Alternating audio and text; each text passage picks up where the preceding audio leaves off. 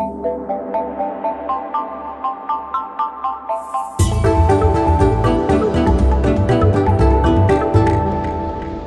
replay viewers, thank you so much for watching Far East Adventure Travel on the Perfume River in Hue, Vietnam. Hey everybody, my name's John Sabot. I host the podcast series Far East Adventure Travel, available in the iTunes store. I'm also a broadcaster and photographer living and traveling in Asia, and I've been in Vietnam now since July 18th. It's been quite a journey, I have to tell you, but this is a highlight for sure here, being on the Perfume River in Hue, Vietnam. This is so cool, I have to tell you. River travel is such a freeing experience. Those aren't dolphins or water animals, they're just people having to swim here. This is a dragon boat here. I'd like to show you the head, but if another boat passes by, there's lots of these on the river. Hey Chicago, how are you? I'll show you what one looks like because they're all the same pretty much. It's so fun to be on this river. This is such an atmospheric place, I tell you. Even with the modern buildings around Hue, it's still very much a treat to enjoy this.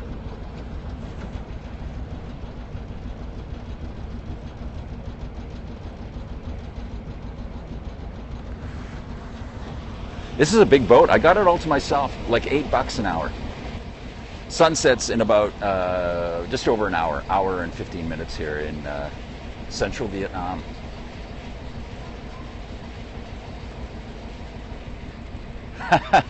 Well, I have to tell you, my friend, it's just the feeling of being on a boat on the river. I haven't done this in a little while, and it brought me back to this feeling. I was on a boat about 3 years ago with a friend of mine in Kolkata, India, and we were cruising down the river there and with other people, and we're just sitting on the deck, and it was just like, oh, I love this feeling, you know, of not being around traffic. It's just a feeling of freedom.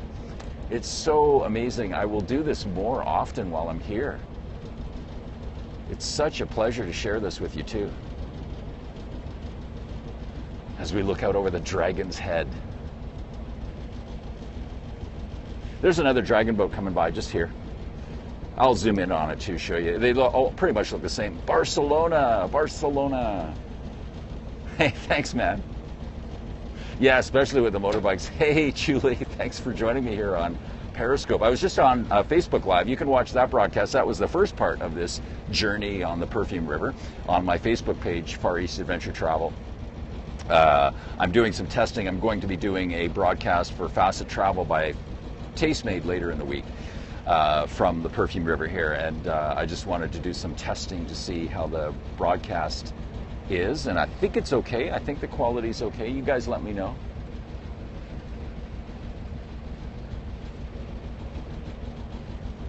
This is one of the dragon boats here on the river, and you can like do a deal with these guys and sort of do your own sort of custom trip, which is a lot of fun. You can visit the tombs of the emperors here, and some of the pagodas that are along the river is lots of fun.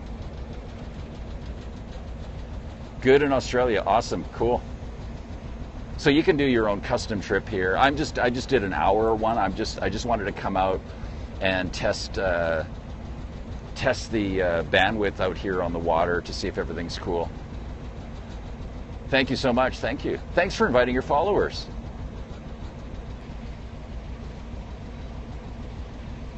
That flag there is the Citadel of the former emperor, the former seat of power for the Nguyen emperors of Vietnam.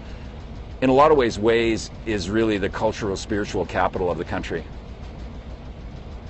I know it does. The Facebook comments lag a lot of times, and then sometimes you don't even see them until after the live broadcast.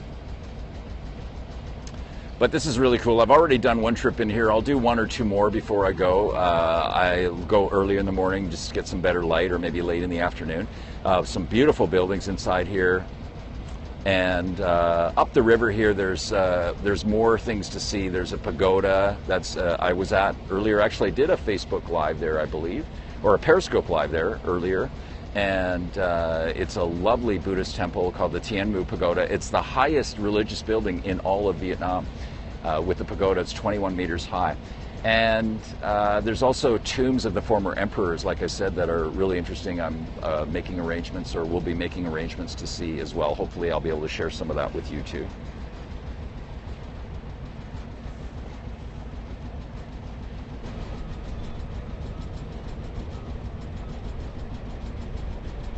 Hue, Vietnam was the seat of the Nguyen emperors and was the imperial capital from 1802 to 1945. As I passed by the Citadel and the remains of the forbidden purple city of the Nguyen emperors, I chatted about the recent intense weather. Probably low to mid 30s right now, and not super muggy. It's actually been a pretty temperate day today for Hue anyways. Yesterday it was intensely hot, 38 degrees I think it got up to. But we've had some cloud cover. We had a little bit of rain this morning, so the temperature's been a little more easy to take outdoors here today. And right now it's just wonderful being on the river, I have to tell you. There's a tiny little breeze coming up, and it's really comfortable right now, very comfortable. But when it gets hot here, oh man, it's so stifling. But you know, it's always good to have a little rest in the early afternoon. Like after lunch, you go back to your hotel or your room and spend an hour, hour and a half, just have a little nap or something, just take it easy, do some reading or catch up on emails or Facebook. And you got to pace yourself when you're in these tropical temperatures, especially this time of year. Is this country cheap for you? Yeah, I think it's pretty cheap. I think all of Southeast Asia and South Asia is pretty cheap to travel in. You know, you can eat out easily for $2-3. I think I had 3 dishes last night at dinner. Smaller dish. Well, one was a bigger dish and 2 smaller dishes. And I had 2 beers, and it was 150, 160,000 dong. So, you know, about $9, $8 or $9, something like that. Just over $8. So pretty cheap. And you can go out. I had a couple beers after at a cafe, and they're about 70 cents each, 70, 75 cents each, something like that for a beer at a cafe. Oh, they have these all over Asia, by the way. These are different types, these petal things, and they're in the shape of a swan. These ones are different, but there's some that you'll see them all over, like Japan, Korea, Taiwan. Pedal boats in the shape of swans are popular at rivers and lakes throughout East Asia and Southeast Asia. Someone asked about a man I met working at a restaurant that made me a bottle opener with a bolt and a scrap piece of wood. Oh, you saw the guy opening the bottle. Isn't that cool? And he made me a bottle opener as well. That guy is so sweet. You know, he was deaf and dumb as well. He can't speak, and he doesn't have any hearing. Really lovely, sweet man. And yeah, he built a little bottle opener just like his for me and gave it to me. And that's the place where I had dinner and beers for like $8. And really nice, really, really nice cooking, by the way. Just some of these little family restaurants, I'll tell you, you get just amazing food. Yeah, you can go to my Facebook page. There's a really interesting character here in Hue at a restaurant, and he had he is such a lovely man. And he had this amazing way to open up a bottle of beer with basically a piece of wood and a bolt screwed through it. And the guy is just like a magician doing this. Anyways, I videotaped it and shared it on my Facebook page. And no, I don't have problems with the food here. You were asking me that question earlier. Somebody was asking me that question about the food. Knock on wood, I haven't had any issues at all. I eat in local restaurants as well as the tourist ones, and street food as well. So there's, again, that flag marks the Citadel, where the the former Forbidden Purple City is in, where the emperors had their wives and concubines and their way of life. And then further down there is the Tien Mu Pagoda is further down this way, and there's also tombs along this river of former emperors that I'm going to be visiting, and they sound just absolutely amazing. And these guys used these things, they built them while they were still alive, for the purpose of laying their remains there. They will plan their own tombs, and some of them would live in them part-time as well before they died and enjoy the buildings and that, and they would make them very opulent. So I think I was saying before, I can't remember which broadcast I was saying this on, but there was a very, very bloody battle here in 1968, part of the Vietnam conflict, the Vietnam War. One of the worst battles in the whole history of the Vietnam War took place here.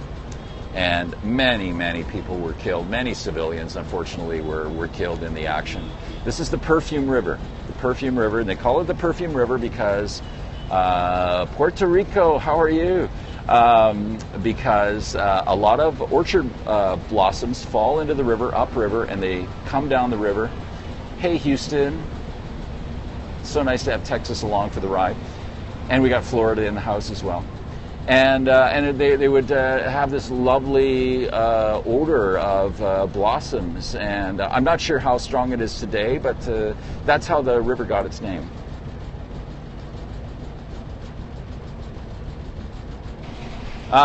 This building here, I'm not so sure. I think it's like it's definitely a restaurant, and there are. It might actually be a banquet hall for weddings as well. It's a big thing to have these. They have these wedding halls here everywhere.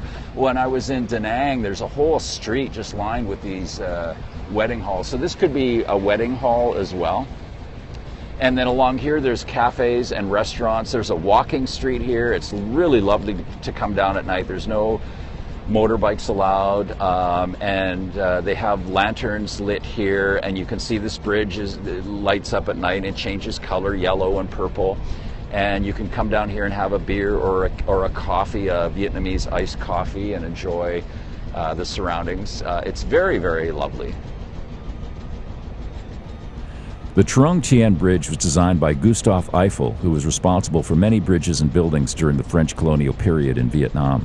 This is a wonderful setting at night, viewing the multicolored spotlights on the bridge from the walking street market.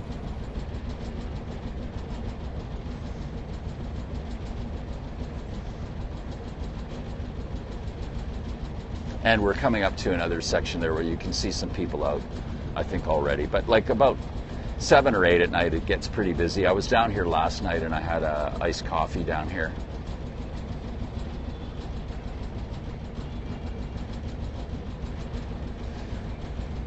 There's another dragon boat. Oh my God, it looks like the head's missing. Oh, that's sad. That's very sad. It's been beheaded. It's been slain. Oh no, I'm looking at the wrong end. Oh, there's the head there. You idiot. There's the head.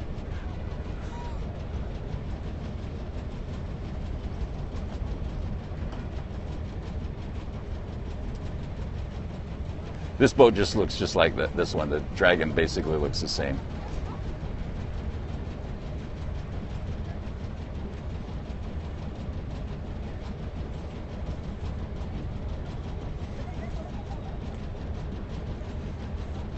Yeah, so this is the walking street here, and they have little shops and cafes. It's very nice.